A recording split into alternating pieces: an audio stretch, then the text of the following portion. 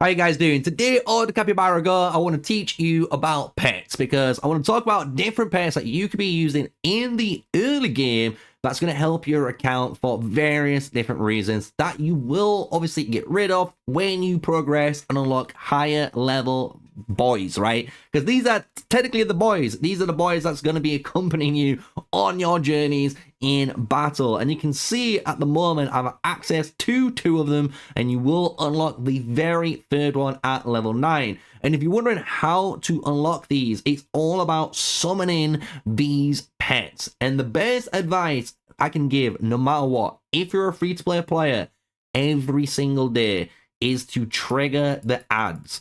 Every single time, guys, you trigger this ad, it's gonna accumulate this pet summons all the way to 35. And once it's there, it will stay there until you obviously mess up, right? If you mess up, it's on you and you have to redo it all. However, if you keep it up, you're always gonna get a 35 times, 3 times every single day, which is over 105 free to do. So you're always gonna keep summoning through this one mechanic every single day. And by doing so, you are going to get access to these pets. And if you've watched my very first video, and I just want to say thank you for all the support in that video, you should know you want to get all your pets into level 10, right? By getting them to level 10, you're getting those upgrade effects that's going to give you a passive bonus on your capybara, meaning you're going to be a little bit stronger as you go through the story. And the thing is, you're going to get access to a bunch of these pets, and you're probably wondering which ones to use. And I was exactly the same, because there is a ton of these, because when you're in battle at the very top, you will have this battle skill. And the thing is, these pets are kind of in the same type, they just kind of upgrade as you go up. So you'll notice you've got the bird, and the bird will stay the exact same, but it just gets a little bit better every time it goes up to the next route. So you can see the purple one now deals in every 3 rounds 300% as attack damage, which is just crazy to think about, right? If we go back down just to kind of showcase, you've got the green leaf frog. This is doing poison damage to the hero every 4 as the attack damage. And then if you come up to this top section, you'll notice you're going to have the chomper, which is, again, every 3 rounds, 50% chance to poison them with 120% damage, right? So you can see each of these pets are basically the same as you're going up until you hit the more unique pets, which are the legendary and mythic and then immortal pets later down the line.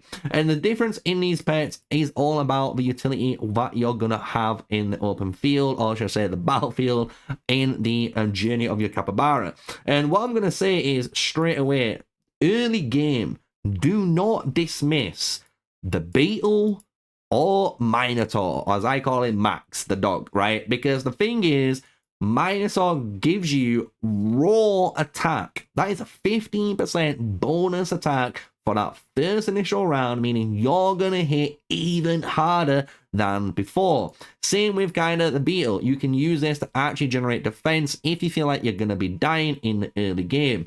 If you feel you're not, and you really are really aggressive and you want to just kill things super quick, you could run the Minotaur, for example, with the Canary Bird, right? Because the Canary Bird is going to deal 140% of your hero's attack damage. And what you can do with pets, which is a really cool tip and trick here, is depending on your order of where you place your pets, it will determine the way they attack in turn. So I am running, as you can see, Monopoly, which is one of my favorite legendary pets that I would recommend everyone to run in the early game, just because of how good his skill is.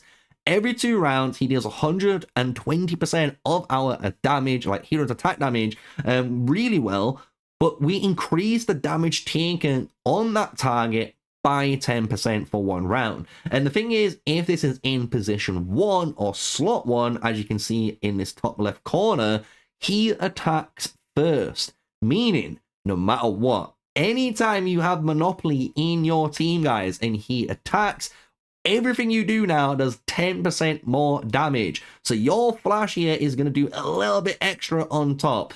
anytime you throw in a knife out, it's going to do a little bit extra on top. That basic first turn becomes a super combo heavy turn because of Monopoly. And that is just the showcase of knowing you need to put pets in certain positions when you're playing Capybara Go. And as you are playing this game, guys, you will find certain combinations with pets later down the line when you start to unlock them. So one thing, as you'll notice, I do have Baby Dragon here. This guy casts every 2 rounds, basically 160 damage to all enemies, meaning it's a really good AoE cleave, but it burns them for 3 rounds. So if I want to go for a really heavy burn build, well, Baby Dragon's going to fit that every single time. And if I don't really have any other good damage dealer like Baby Dragon, I can just put him in there and just run him as a free damage source when I get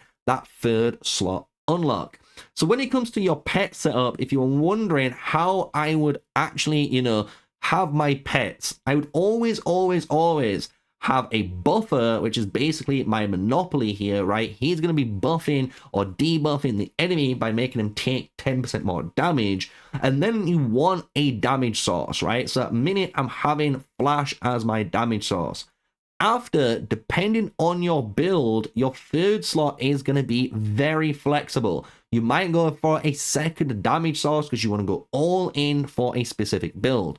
Or you might feel a little bit more consistency is needed in your build. So do you know what? You might come back into here and put something on like even the little Ellie, which is a really good pet too, because it restores HP equal to 70% of your hero's attack, meaning you're gaining that little bit of resilience, a little bit of survivability through the long game in your Capybara Go journeys. So this is why I'm talking about pets today, because pets are really, really cool. They're really, really in-depth too, and you could honestly get lost in this one system. And I'm only in the early game, I will admit, for my pets. And if you're wondering how the hell do I know anything about this, if you check out my channel, guys, I have covered Legend of Mushroom, which is a very similar game to this, and I've even been playing Ooh La La Adventure, Idle Adventure, which is the guys who made this game too. And I was one of the rank 1 runners back in the day when I played that game.